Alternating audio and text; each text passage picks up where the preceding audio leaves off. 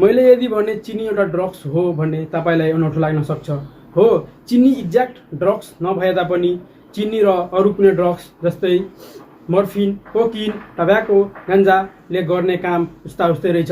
यदि हामी केही यीमध्ये कन्ज्युम गर्यो भने हाम्रो ब्रेनले डोपामिन सेक्रेट गर्छ, जसले गर्दा हामीलाई त्यो प्रतिको क्रेभिङ अत्यन्तै बढ्न जान्छ र अनि हामी त्यो खानलाई बाध्य हुन पुग्छौँ।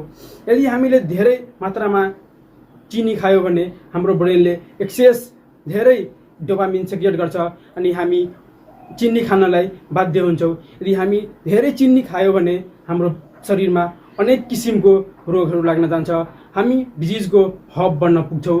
यदि हामीले धेरै चिनी खायो भने डायबिटिज जस्ता मोटापन अनि हार्ट डिजिज, मेटाबोलिक डिजिज अनि अनेक किसिमको डिजिजको शिकार बन्न पुग्छौँ हामीले।